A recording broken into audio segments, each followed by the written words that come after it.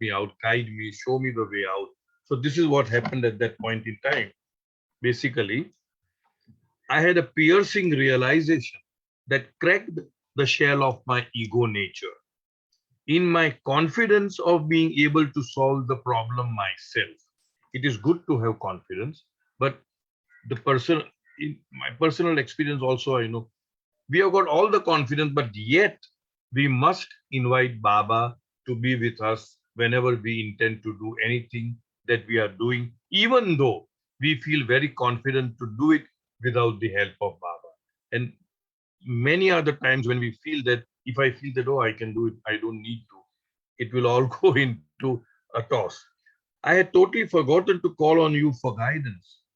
I felt guilty, and realizing my folly, I earnestly prayed to you. Please forgive me for forgetting you. My stupidity led me astray. Won't you take pity on me and lead me out of this mess? The moment he said this, the next moment, the room seemed to brighten up, and I was amazed to see you standing before me, looking radiant and full of life. And we have seen it over and over again in our readings elsewhere also that the moment we call out to Baba from the core of our being, he is always present, he is always there to guide us. It need not necessarily mean that the problem would vanish. It may, but it definitely means that he will give us the wherewithal of handling the situation in the most, in the most beneficial way, in the most practical way, in a way where there's a least loss to us that way. So you're looking radiant. You could be, I never imagined that you could be so instantaneously responsive.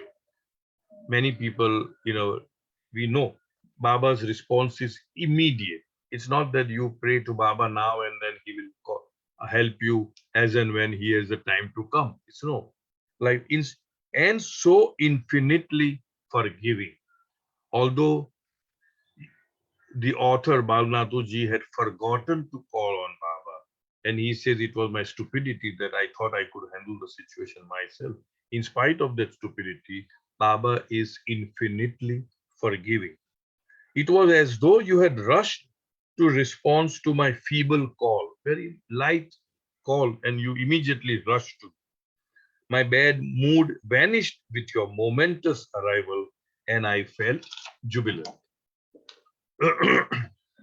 You leisurely took a seat. Smiling brightly with a flush of joy, I greeted you. You winked at me and said, "Am I interrupting you?" "No, no, you're most welcome," I hastily replied. "In fact, I just called on you." "Really?" "Now I'm here." And with a look of compassion, you asked me, "What's the matter?" Still gazing at you delightedly, I said, "When I am in your presence, it is so wondrous that I forget all my problems." "Well, then, it seems that you have nothing to ask me. You have called me, and I have come. Should I leave you now?" "Please don't go.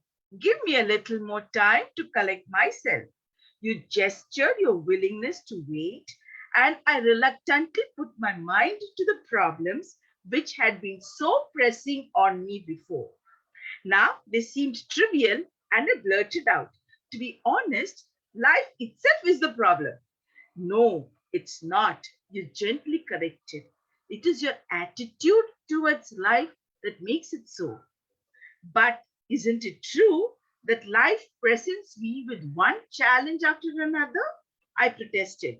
"It may or may not, but you are taking it that way, aren't you?" I was about to respond when the truth of your words hit home. You gazed at me for a moment with total acceptance of all my inabilities and weaknesses. I had to admit, you have perfectly diagnosed my state. But what is the solution? It must begin with your earnest determination to change your attitude towards life. "Do you think you can learn to take life as a game?" you asked. This was an unexpected question for me. Again, I exclaimed, puzzled. You mean not to take it seriously? It depends on what seriously implies. It does not have to mean approaching life with a grim face, being solemn or pessimistic. Instead, you should be serious about centering yourself, getting into the spirit of searching for what life is. Approach the search as a good sport would again, knowing that the way you play is more important than winning. You pause to see whether I understood and then continue. If you think you must win, then you will only feel cheerful with success. But each failure will make you depressed and upset. That is true, I agreed. But here is my problem. Sometimes the outcome seems very important, almost like a question of survival. Life is whatever you take it to be. You continued in a manner both profound and light-hearted. You can see it as a riddle, a challenge, or a fight for survival. But it really is a game, a leela of love. I still don't follow, I confessed. That is not unexpected, he replied with a winning smile. All right. See how beautiful. So Baba has come, the situation has changed, and he feels jubilant. The problem now feels very insignificant. Doesn't it happen so many times? There's a problem in the car, and the moment the mechanic comes, the car starts functioning, and similar other things. So the moment Baba is there in our life, all the so-called issues or problems, which we call problems, anything that is negative, you know, they all seem very insignificant. Okay, you leisurely took a seat, sorry. Smiling brightly with a flush of joy, I greeted you. You winked at me and said, am I interrupting you? See the sense of humor that the author calls Baba. Baba is there and he's asking, am I interrupting you? No, no, no. You're most welcome. I hastily replied. In fact, I just called on you. Really? Now I am here. And with a look of compassion, you asked, what's the matter? Still gazing at you delightedly, I said, when I am in your presence, it is so wondrous that I forget all my problems. And this used to happen with Baba in his physical ministry. People would come with so many questions and so many problems. The moment they are in Baba's environment, they forget all the questions, they forget all their problems. It's only after the savas is over, they realize, oh, I wanted to ask Baba this, or I wanted to have a solution for this issue and all that. Well, then, it seems that you have nothing to ask me. You have called me and I have come. Should I leave you now? Because the author says I can't just, I cannot bring to my mind any of the issues that were really confronting me. Please don't go. Give me a little more time to collect myself so that I can now again revive all my problems and issues and put them forth to you for the solution. You gestured your willingness to wait, and I reluctantly put my mind to the problems. Why reluctantly? Because there are no problems now. So actually now he has to strain, yeah, he has to force himself to find out what were the problems in my life so that I can put it across to Baba, to the awakener. And I reluctantly put my mind to the problems which had been so pressing on me before. Now they seemed trivial, and I blurted out, to be honest, life itself is a problem. And this is the problem with most people. They feel that life is a problem. Elsewhere in the discourses, Baba says that the issue is, or the problem is, that people take life seriously and God lightly. Whereas we should take God seriously and life lightly. Then everything will be set right in a proper order. So, to be honest, life itself is a problem. The awakener responds, no, it's not. You gently correct it. It is your attitude towards life that makes it so. The word attitude is a very, very powerful word. If we cultivate an attitude of gratitude, an attitude of accepting things as they come in our life, an attitude of always feeling that Baba has placed me in this situation and he expects me to grow out of this situation. So attitude is an extremely important. In our earlier session we had done this. Okay, what is the meaning of life? And the answer to that, it was not from the book, elsewhere. The answer that life itself has no meaning. It is what you give, what meaning you give to life that will that will make your life happy, joyous, peaceful, calm, whatever, tranquil, or the other way around. So it is the attitude which is like, I'm just using my khopri. It is like a namak, it is like a salt, that any dish, if it doesn't have the salt, it is tasteless. So in other words, one must have an attitude of thankfulness, gratitude, an attitude of seeing the brighter side of things, an attitude of always viewing everything in a positive light, an attitude of accepting things as they come rather than fighting against those things which are there. Because we've done this earlier, that imagine the insanity of not accepting what is. Because what is just is, whether you accept it or not. And the earlier you accept it, it gives you more opportunity for transforming yourself so that you can change the situation rather than weeping and crying and about your own situation. So here Baba is emphasizing on this word. It is your attitude towards life that makes it so. But isn't it true that life presents me with one challenge after another? I protested. Baba says it may or may not, but you are taking it that way, aren't you? So an issue can be taken as a problem, an issue can be taken as a challenge. If you take it as a challenge, you grow. There is a saying in English, that growth begins where blame ends. The moment we stop blaming other people for the situation that we are in, then you automatically take the reins of happiness, of joy, of growth in your own hand, and then you grow. But as long as we are in that groove of this person has done this, that's why I'm like, this is behaving like this is like, this is like, so we are putting the blame on to somebody else, on whom and on which we have no control. We have no control over weather, we have no control over rain, we have no control over snow. We can clad ourselves, we can fix ourselves in such a way that we can glide in the slow, we can skate in the snow. Or what I'm trying to convey is that there are things where we have no control.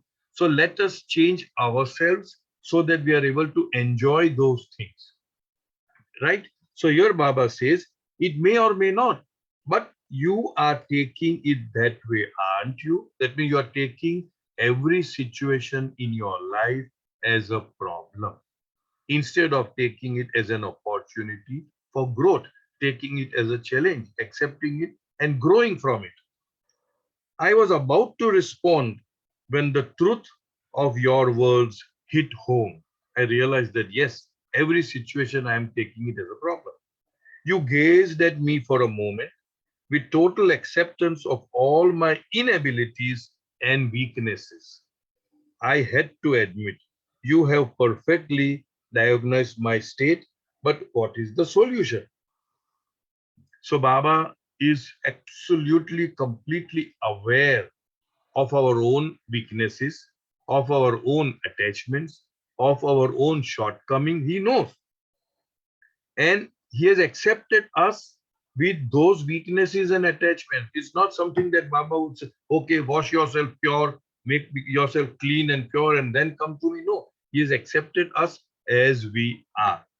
And I often say that OLX, as is, where is condition. So here, Okay. Do you think you can learn to take life as a game? Now, this is the solution which Baba is giving to each one of us. Can you take life as a game? You asked. This was an unexpected question for me. A game? I exclaimed, puzzled. You mean not to take it seriously? See again how Baba beautifully said it depends on what inverted comma, on what seriously implies. What is the meaning of seriously? You see, it does not have to mean, approaching life with a grim face. Baba never ever encouraged a long face or a grim face or a crying face, garlic face, Baba would say. A grim face, being solemn or pessimist. Baba never liked pessimism. He would always say, get up and move on. Instead, you should be serious about centering yourself, getting. So, what is the seriousness here, Baba said?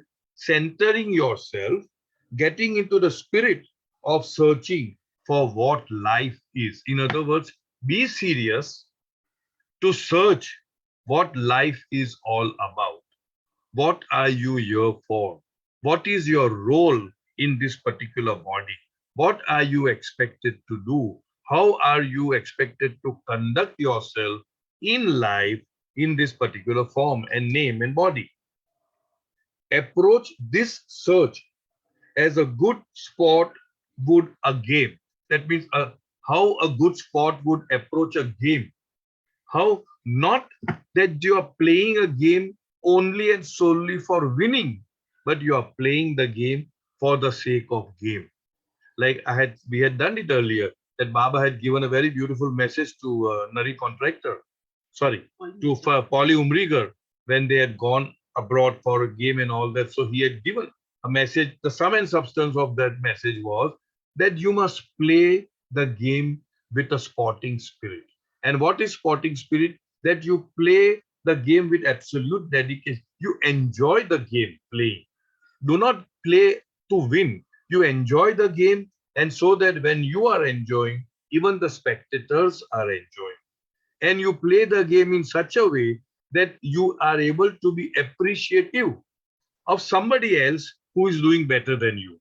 That somebody makes a good stroke or a sixer or a boundary or something, you are able to appreciate that, because the whole meaning of sportsmanship is to be able to enjoy the game and to give that enjoyment to the spectator. Just winning is not the whole aim of the game. Because if you are just winning, playing just for winning, then you will be absolutely joyful when you win. But at the same time, you will be depressed when somebody else wins. You see, so here, this is what Baba is trying to come across here, is that you should take like a sportsmanship, how a sportsman would take a game, knowing that the way you play is more important than winning.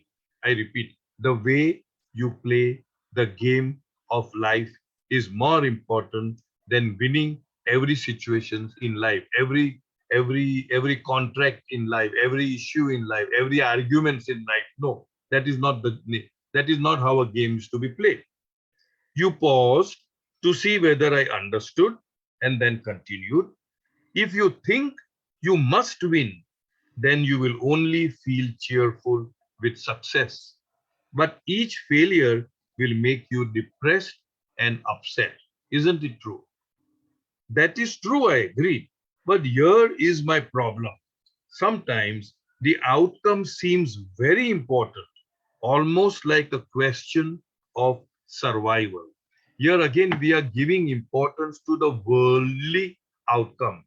Like how somebody couldn't keep the promise with the avatar to meet. That was given more importance. The priority was lost, lopsided, so to speak.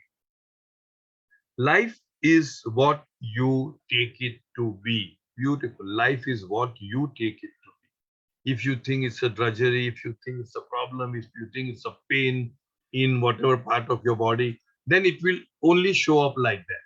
But if you take life as a game, as something where you play with absolute sportsmanship, with only one aim in life, to please Baba. How should I conduct myself in life that will make Baba happy with me?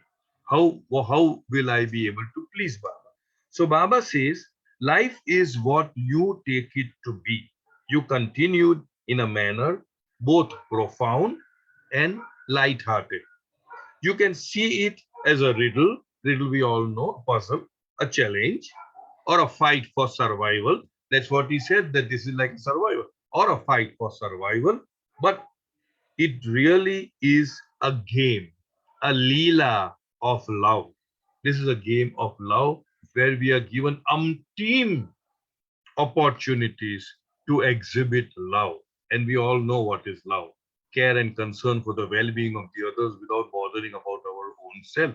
Love is that which gives and does not expect anything in return. You just want to make your beloved, even if it's a worldly beloved, happy, right? I still don't follow.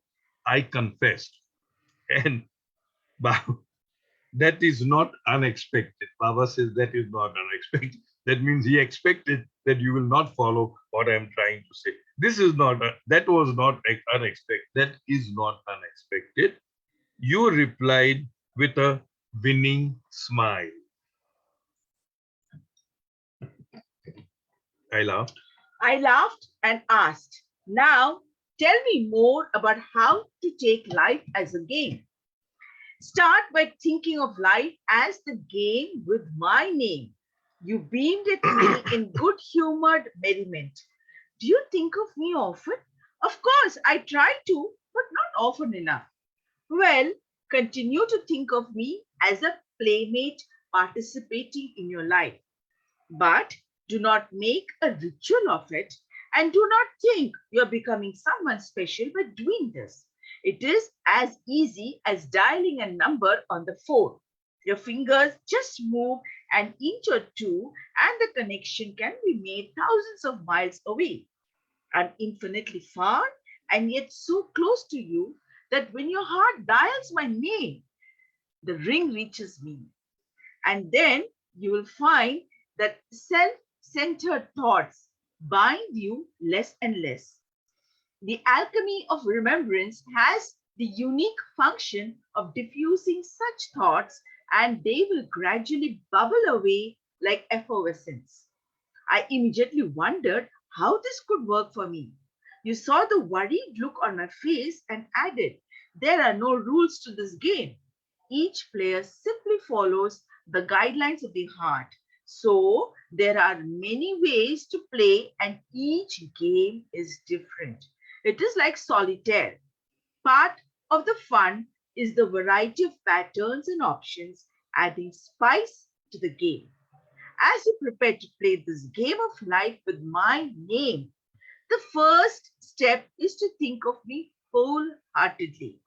This will usher my presence through the doors of your heart. And then, can I play the game? You cannot help but play it, for everything you do will be part of the game. For instance, you may find yourself humming the refrain of a certain song, glorifying me. Take each note as my name and go on humming. While watching a heartwarming movie, think of me as being every character, then we are involved in it together. As you walk in a garden and smell the fragrance of all the blossoms in my remembrance, you are participating in the game with my name. You smile. And if a bee stings me, I countered, and I cry out, is that playing the game?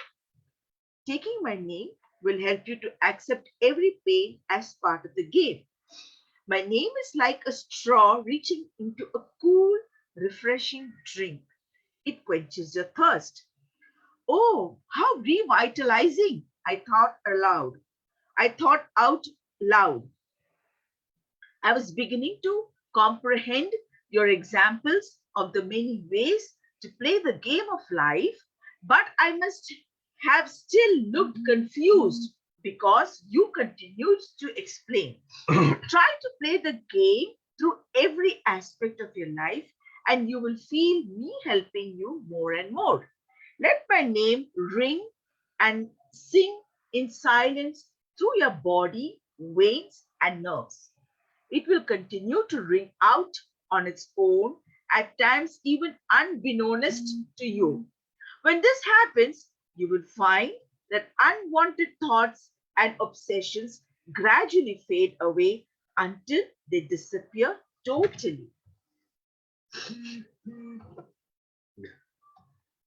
So now how to play this game? I laughed and asked, now tell me about more about how to take life as a game. Start by thinking of life as the game with my name. You beamed at me in good humor merriment. Do you think of me often? Of course, I try to, but not often enough. That's we are all in the same boat that we try to remember Baba as often as we can, but obviously not full time. Well, continue to think of me as a playmate participating in your life. At elsewhere, Baba had said, that whatever you do, think it is Baba getting up from bed, it is Baba taking a bath, it is Baba brushing his teeth, it is Baba having breakfast, etc., etc. That was another way of his participating in our life. So Baba says, but do not make a ritual of it. Baba always emphasized spontaneity, always emphasized that it should be from the heart. It should be a joyous enterprise, a joyous experience. It should be full of fun, full of love, full of joy, rather than a ritual. Getting up at 5 in the morning and sitting in that position and repeating, it may have its own benefit. I'm not disputing that at all. But here, what Baba is saying is do it not as a ritual, but as a sense of entertainment, as a sense of adventure, a kind of adventure. So do it joyfully, do it spontaneously. It is as easy as dialing a number on the phone. And then Baba gives the example. Previously, we used to have that dial phone. So 1, 2, 0, and what. So the finger only moves a few inches, only a few inches. But the connection is made thousands of miles away. In the same way, when you dial my name from your heart, I reach, that reaches me instantaneously. That's what Baba is trying to say, but it should be from the heart. And then you will find that self-centered thoughts bind you less and less. The main advantage of keeping him constant companion as his companionship is that the sanskaras which bind us, they do not bind. Baba had said that if you are getting some dirty thoughts, vulgar thoughts, sinful thoughts, blah, blah, blah, whatever thoughts, and at that time when you are having my companionship, those thoughts do not bind you. So in other words, he says that you will have self-centered thoughts less and less by my companionship. A very beautiful word. I love this, the alchemy of remembrance. Alchemy is something, like you can say a panacea, a universal panacea, everything, Cure. a cure for everything. The alchemy of remembrance. And I had said this earlier, remembrance is a form of meeting. We meet here physically, we meet now virtually. And when you remember Baba, also we are having a meeting with Baba at a certain level. So remembrance is a form of meeting. The alchemy of remembrance has the unique function of diffusing such thoughts. What thoughts? Selfish thoughts. Such thoughts, and they will gradually bubble away like effervescence. Effervescence is, like a soda water. You open a soda water and all the bubble, they just put, it's over. They just evaporate. They will not be contained. It will just go away. So all our so-called selfish thoughts are there in us. So, they are subdued. They are in our subconscious. But the moment we invite Baba in our life, they just evaporate. That's what Baba is trying to say. I immediately wondered how this could work for me. You saw the worried look on my face and added, there are no rules to this game. And Baba had said, there are as many parts, spiritual parts, as many as there are so many souls. So there is no such rule. Each one creates his own path, and that path is unique for him or her, and that is meant for him or her. So in other words, there is no such rule. There is no the single path which we are expected to tread or walk over, right? So Baba says each player simply follows the guidelines of the heart. So there are many ways to play, and each is different. All different games, all different paths. It's like solitaire. Solitaire is a card game. There are many card games where you play so alone. You play the game alone. So we each one, millions of souls, play that game alone with Baba and you. That's about all. Alone. Part of the fun is the variety of patterns and options adding spice to the game. It is like, enjoying and celebrating, uh, diversity, unity in diversity, enjoying and celebrating unity in diversity. They are diverse, but yet at the same time, there is unity. As you prepare to play this game of life with my name, the first step is to think of me wholeheartedly. Again, the emphasis is on wholeheartedness. The emphasis without any reservations, without any conditions, unconditionally, we must remember his name. This will usher, sorry, the first step, this will usher my presence through the door of your heart. That means through the door of your heart, I will be welcome and I will get inside your heart. And then I can play the game. You cannot help but play it. Once Baba has taken entry in our heart, you cannot help but play that game. You cannot keep that playmate aside. Now you don't bother me. You just sit in a corner. No, you cannot help but play this game.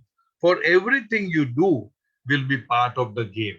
Once we enthrone Baba in our being, then automatically everything that we do would be as if Baba is doing. For instance, you may find yourself humming a refrain of a certain song, glorifying me. Take each note as my name and go on humming. So Baba is giving us examples of how we can allow him to participate in our life. What you see a movie and there are so many characters. So you take Baba as that many characters. So here again, while watching a heartwarming movie, think of me as being every character that we are involved in it together. As you walk in the garden and smell the fragrance of all the blooms in my remembrance, you are participating in the game with my name. In other words, keep him constant companion, and in anything and everything, invite him, welcome him, and let him be a part and parcel, integral part and parcel of our life. And if a bee stings me, I countered and I cry out, is that playing the game? And Baba says, taking my name will help you to accept even pain as a part of the game. My name is like a straw reaching into a cool, refreshing drink. It quenches your thirst. In other words, even very Victorian. In other words, even in situations which are not palatable, which are not to our liking, if we take Baba's name, it becomes easy for us to handle those situations. The situation may not change or may, but your capacity to handle those situations would be heightened to a very great extent where the impact of that situation will be very much lesser. In other words, the effect will not affect you so much if we are carrying on the name on, so to speak, on our sleeves, in a sense that if we are carrying Baba in our heart, then all these situations become manageable. Oh, how revitalizing, I thought out loud. Revitalizing because his name is like a straw, which will go into the cool drink and you can drink that beautiful cool drink. I was beginning to comprehend your examples of many ways to play the game of life, but I must have still looked confused because you continued to explain. Try, try to play the game through every aspect of your life and you will feel my helping you more and more. Let my name ring and sing in silence through your body, veins, and nerves. In other words, let him be such an integral part of our being. It will continue to ring out on its own, at times even unbeknownst to you. In Be other words, honest. without unbeknownst. Even you will not even know. It has become such an integral part of ourselves that without knowing that I am calling out to him, he will be called out to and he will participate in our game. When this happens, you will find that unwanted thoughts and obsessions gradually fade away until they disappear totally. With your reassurance, I felt free to speak openly with you. I think I have some idea of what you are talking about, but I'm afraid that I won't be a good player. I have tried to repeat your name in the past and I have often forgotten. Yes, you have tried, but your labors to correct all your mistakes have been a little too energetic. You are like someone who discovers when he is in the middle of the ocean that his boat has a leak. Without giving it proper thought, he foolishly breaks open another hole in the boat so that the water can drain back out. I couldn't help but laugh at this as this did capture all too well many of my attempts in the past to improve myself. Taking my name will help you avoid such errors in judgment, but don't worry, even brilliant people make mistakes. Pausing, you continued. This reminds me of a funny story. Will you please share it with me? Sure. It is about a very intelligent professor who lectured at a prestigious college. Every day, upon entering his office, he had the habit of standing his umbrella in the corner and then taking a seat at his desk. One day, accidentally, he first went to his chair and placed his umbrella on it. Then he walked over and stood in the corner. He remained there until one of his colleagues came in to meet him and exclaimed, Sir, why are you standing there? The professor answered, Oh, it seems that I inadvertently reversed the order of my routine. Ha ha. So he put his umbrella in the corner and took his seat. With a laugh, they began their conversation. Like the absent minded professor, in spite of your best efforts, you may forget. But when you do remember to take my name, I will not fail to guide you. That is a wonderful promise. Now I won't worry about my lapses in remembering you, I exclaimed. Watching me absorb your words, you continued. Taking my name is like pushing the button on a flashlight. It turns on the rays of light to illuminate the darkness. A soft breeze came up, and I became enraptured by the way a few strands of your hair were brushing very gently against your neck. As I stood entranced, it seemed to me that they were dancing to a music I could imagine, but not quite hear. I was so captivated by your glorious beauty and lucid words that I wished to express my gratitude by offering you something.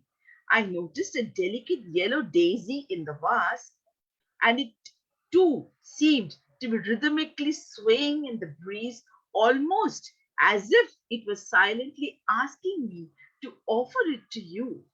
Taking my eyes from you for just a second, I turned and reached for the flower. In that fleeting instant, in that brief waver of my glance, you took your leave. Was our entire exchange a dream, a reverie, a vision? Who is to say? I don't really, it doesn't really matter. Your presence is equally real in whatever state one experiences it. You had filled my heart to overflowing, and it burst forth in a joyful verse. Oh, awakener, Let your presence fill my being and your name my breath. Let your light guide my day, your wish my way.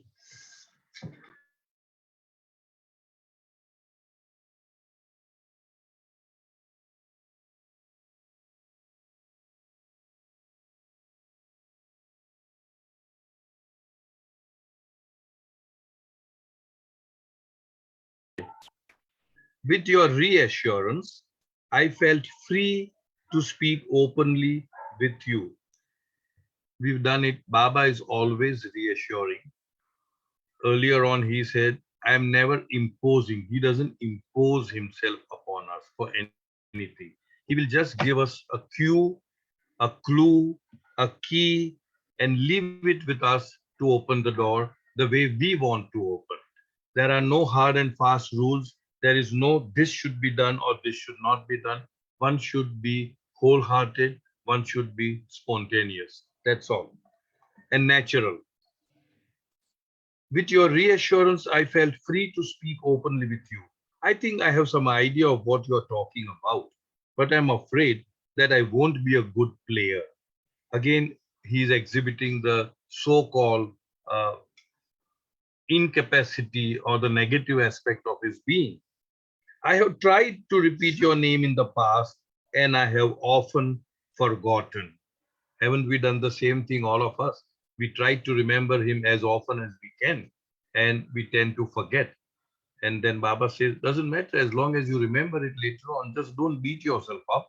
I'm always there to guide you the moment you again remember to remember me. Something like that. Yes, you have tried, but your labors to correct all your mistakes have been a little too energetic.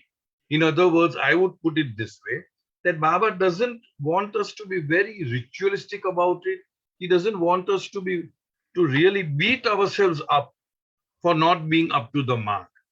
Or he doesn't want us to berate us. He just wants things to flow in a very spontaneous, natural way. So he says, you've been your the way in which you wanted to correct your mistakes was very energetic. You are like someone who discovers when he's in the middle of the ocean that his boat has a leak. Now the boat is there and the leak is there. Obviously, when the leak is there, the water has filled the boat. And now, stupidly, he is putting another hole in the same boat, thinking that the water will flow out of that hole. And in the process, we actually make things worse. So when we are very harsh on ourselves, we tend to make the situations worse. And that is why Baba says, be honest, be wholehearted, be spontaneous, be loving. Without giving it a proper thought, he foolishly breaks open another hole in the boat so that the water can drain back out. Now, I have a small noting here which may not directly agree with what we are reading, but just since I have noted, I remember Baba had given a Sahavas, and we have some very dear friends, Andhra friends over here on this group also, so they shouldn't take it personally. And the so-called, don't get me wrong, the so-called Parsis, and the Zoroastrians are very fun-loving. They're not very serious in that sense. So when the time comes, they just have their dinner, whatever, and go to sleep. And here there were these Andrites, with all due respects, they continued to sing through the night.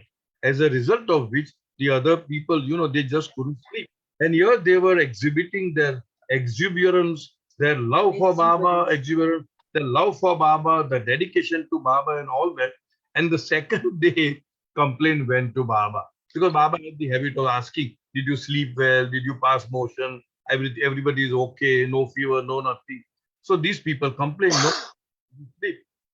There's a Katie Mystery, your mic is open, dear. Sorry, sir. Sorry, No problem. sorry, Perfect, perfectly. sorry. So there were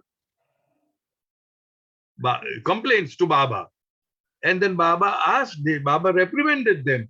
So why were you singing? So that was our way of showing our dedication, our love, our remembrance to Baba. But Baba said, don't you have any common sense that body needs rest? That if you rest properly, you'll be able to be very alert and alive and you'll be focused and mindful of what I am telling the next day. Now, if you don't sleep well, how are you going to concentrate on what I'm saying? So as I said, this may not have anything directly to do with what we are reading. So Baba is very practical. He wants us to be practical. At other times, he would say, well, if you don't have the time to do work for Baba, why do you want to exert yourself? Why do you want to leave your family and do Baba work? Or if you do not have the money, why do you take money from somebody to do Baba work? It is stupidity to borrow money or to beg for money or ask for money and then to Baba. So he was a very, yeah, at one time Baba had said to depend on money for work, for my work, it works to the effect that it defeats the whole purpose of my work. So what I'm trying to convey in this is that Baba was the most practical master. He wanted things to flow in a very natural, spontaneous way. Not understood by work. If it depends on Okay. That means you're not if you depend on money for my work, that means you have not understood the nature of my work. Point with Baba said. I couldn't help but laugh about that boat example, as did as this did capture all too well many of my attempts in the past to improve myself. In other words, many of our attempts to improve ourselves actually puts us more into problems. So one needs to be absolutely practical about things. Taking my name will help you avoid such errors in judgment. But don't worry, even brilliant people make mistakes. Pausing, you continued. This reminds me of a funny story. The author says, will you please share it with me? And then Baba shares this story about a very intelligent professor who had formed a habit. It was a habit, it was a routine, it was a ritual that he would hang his umbrella on the stand at the gate, at the door, and then take off his office, in his office room, and then sit on the chair. But it had become so ritualistic that one fine day, for whatever reason, what he did was by mistake, through error, he hung his umbrella on the chair and he himself went and stood at the stand which was meant for hanging the umbrella.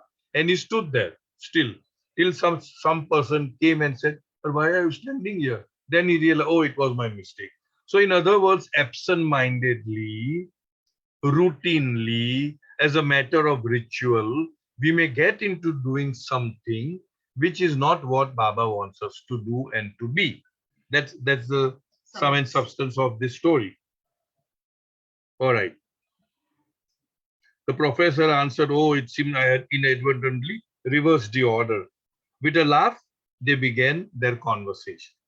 Like the absent-minded professor, in spite of your best efforts, you may forget. But when you do remember to take my name, I will not fail to guide you.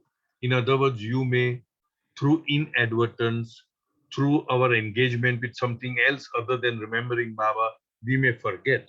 But the moment we remember that we have forgotten, that also is a kind of remembrance. Baba's promise is, I will not fail to guide you.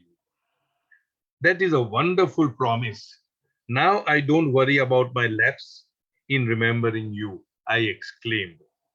Watching me absorb your words, you continued. Taking my name is like pushing the button on a flashlight. It turns on the rays of light to illuminate the darkness. A soft breeze came up and I became enraptured, which means again, captivated, fascinated by the way a few strands of your hair were brushing very gently against your neck. If you watch Baba's earlier films, Baba had such beautiful flowing hair.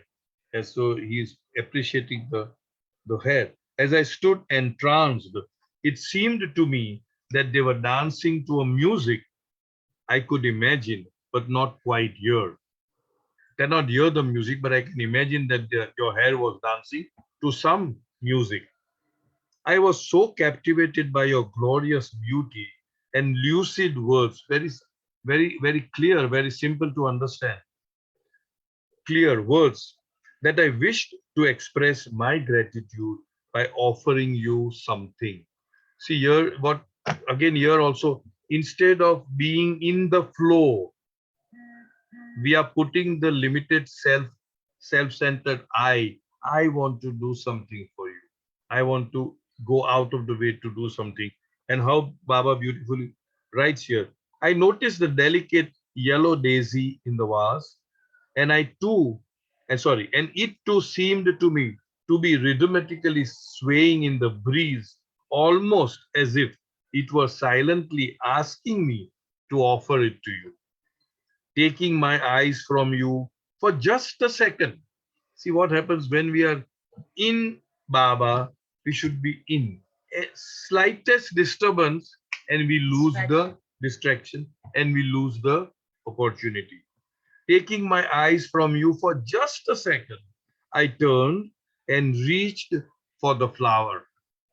In that fleeting instant, in that brief waver of my glance, you took your leave. He went away. Was our entire exchange a dream, a reverie, which means a dreaming or a kind of a daydreaming? Was it a reverie, a vision? Who is to say? How do we know whether it really happened or it did not really happen? It doesn't really matter.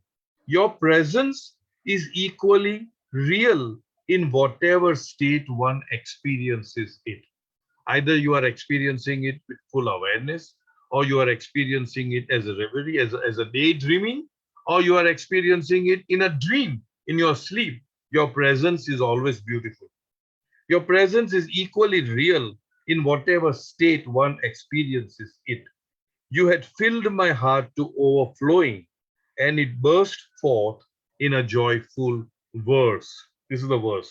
O Awakener, let your presence fill my being, and your name my breath.